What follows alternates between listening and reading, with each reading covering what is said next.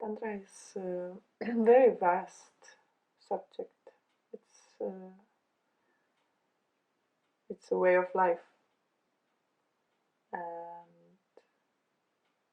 for me, Tantra uh, is like teaching uh, humanity that every moment is sacred, and that uh, when we really allow ourselves to feel every moment fully, all the emotions, all the uncomfortable feelings, sensations, the situations that might be scary, that might be confusing. Uh, Maybe I'm angry, maybe I'm bored. When we really allow ourselves to feel every moment of our life fully, without judging it, we realize that um, life is a gift and that every moment is sacred, that every moment it's full of experience, and that we are actually blessed to be alive. So Tantra teaches us how to really feel our emotions. So one of the ways how I approach Tantra is that I create safe spaces for people where they can really allow themselves to feel. And feel beautiful emotions and also very uncomfortable emotions. And I like to bring people into different practices where people can really catch themselves holding back or freezing, or how they hold their body, um, how they like contract their jaw, and then slowly unlearning all these different ways to allow ourselves to really feel fully every moment. So that's one way. And I also work with Tantra from the um, yogic side. So I teach ancient tantric kriya yoga, and um, and the path of connecting to your life force. The life force is something that is being born inside of your body every day, and it expresses mostly as a sexual energy.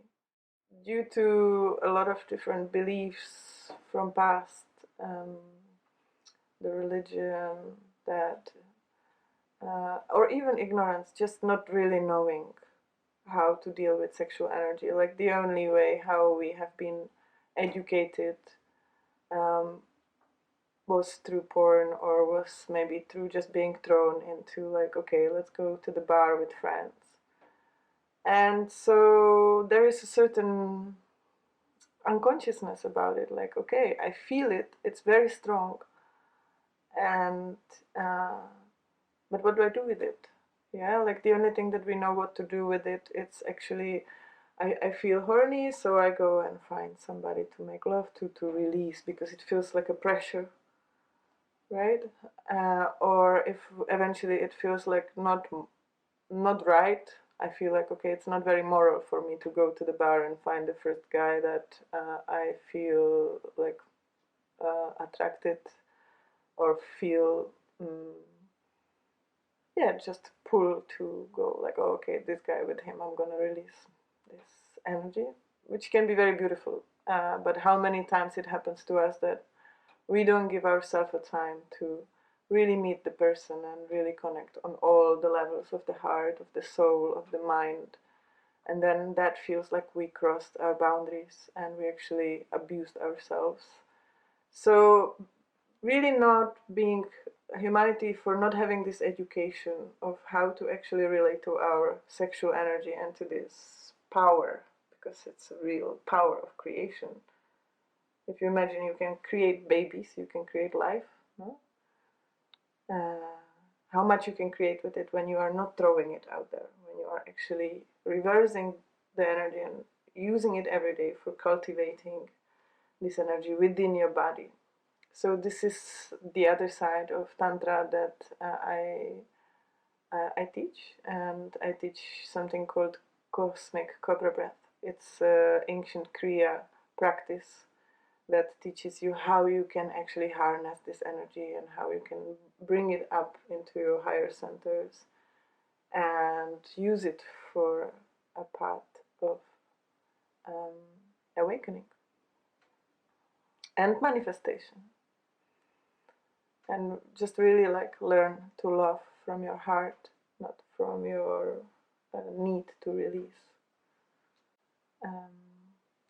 Yeah, there's many different ways how you can approach Tantra. I mean, these are part of the trainings that I am offering, and also I like to work with shadows, and I like to work with communication. Like Tantra and basically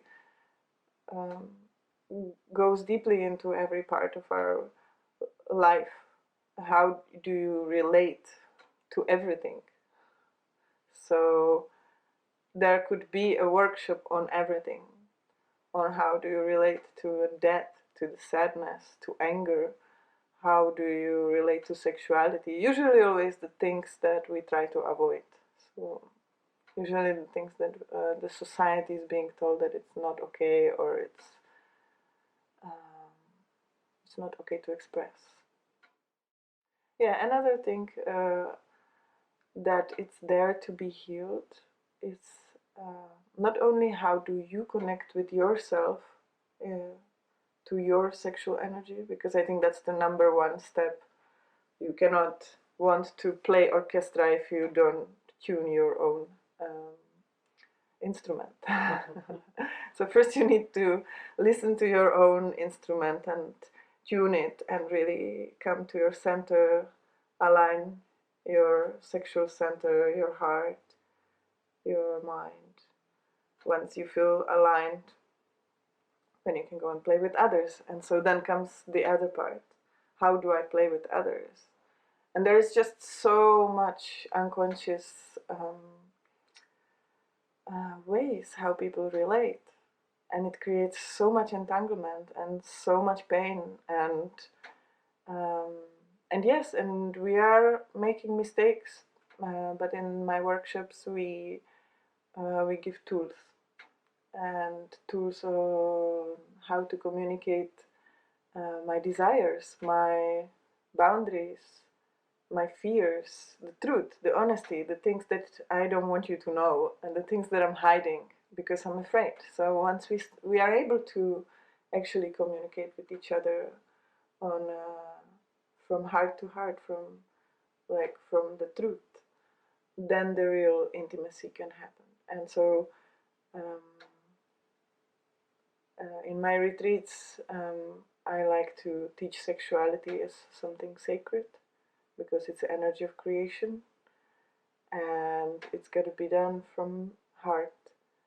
And the intimacy can actually happen with the clothes on, when you are able to how